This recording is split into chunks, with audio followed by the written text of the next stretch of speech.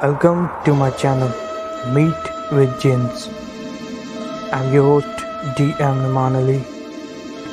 आज जो मैं आपको वाक़या सुनाने जा रहा हूँ वो वाक़या है एक आज से भी घर का, जिसमें रहने वाले मकीनों को नहीं पता कि उनके साथ साथ इस घर में एक गैर मराई चीज़ भी रहती है, जो कि उनके आने से पहले रहती है, तो वो उन लोगों को उस घर में रहने नहीं देती.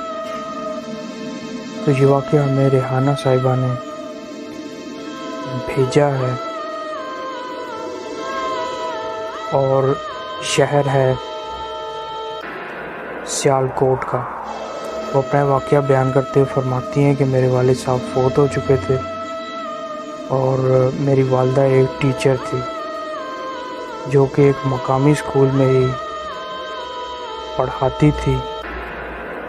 तो जब हमने ये घर लिया तो हम, क्योंकि ख़वातीन थी, मर्द ज़्यादा जांच पड़ताल करते हैं, हमें सर छुपाने के लिए जगह चाहिए.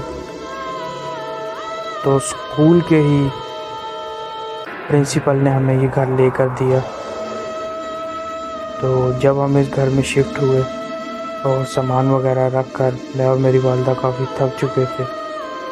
जब हम जाकर टेरेस पे बैठे तो अभी कुछ लम्हे ही गुजरे थे, हम लोग रेस्ट कर रहे थे, तो अचानक से हमें महसूस हुआ कि कोई सीढ़ियाँ चढ़कर ऊपर आ रहा है. तो ख़वातीनों के साथ ये मकान जो इन्होंने लिया वो ये इस तरह था कि नीचे वाला पोर्शन जो था वो खाली था और दूसरी मंजिल पर रेहाना साहिबा बताती हैं कि मुझे और मेरी वालदा को जो है वो 3 कमरों का ये पोर्शन मिला, जो कि दूसरी मंजिल पर वाक़या था. तो सामान की शिफ्टिंग की थकन से चूर ये लोग अपने आप रेस्ट करने के लिए ऊपर ही छत पर दूसरे पोर्शन में मौजूद टेरेस था जिस पर ये बैठे हुए थे. तो अभी टेरेस पे बैठे थे तो इनको लगा कि कोई सीढ़ियाँ चढ़ते हुए ऊपर की तरफ आ रहा. तो नीचे का दरवाज़ा तो ये खुद बंद करके आए थे. तो एकदम इनकी वालदा ने कहा कि ये कौन आ गया, ज़रा उठ के देखते हैं. तो उठ के देखा तो कोई भी नहीं था, जबकि वाज़िया तौर पर सीढ़ियाँ चढ़ने की आवाज़ दोनों ने सुनी थी.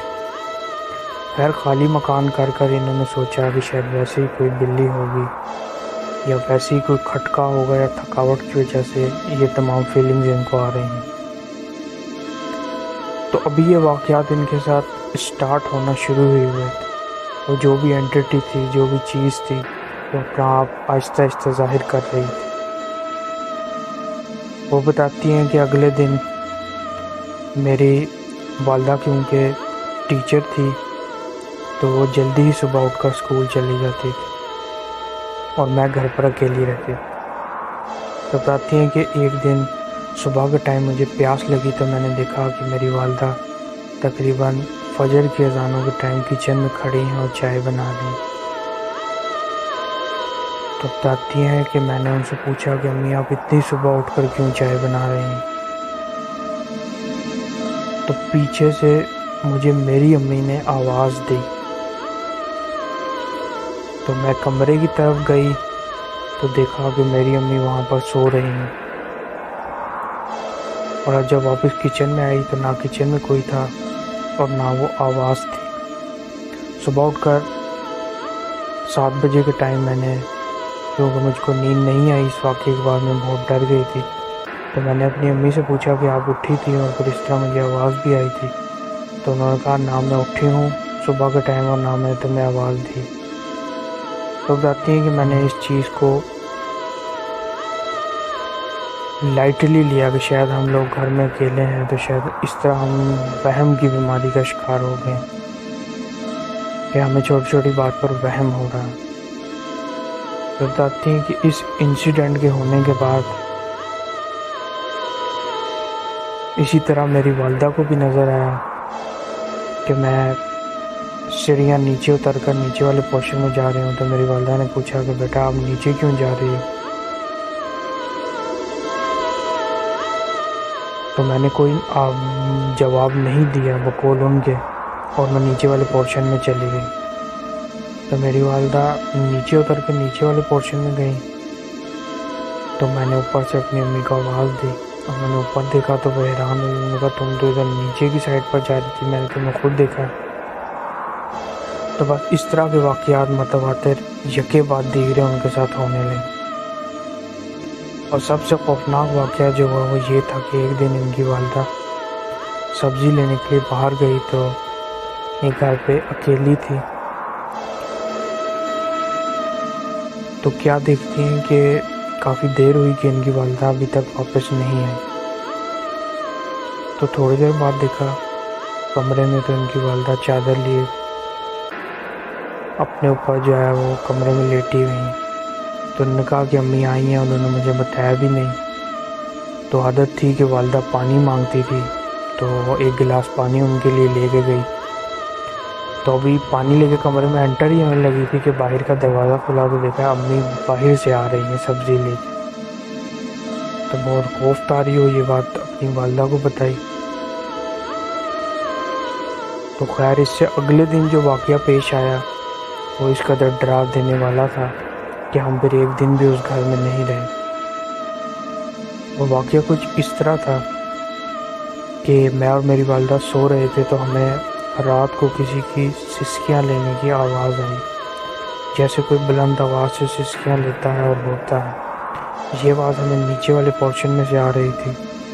تو میں اور میری والدہ نے اللہ کا نام لے کر نیچے گئے، دیکھا تو وہاں پر کوئی بھی نہیں تھا۔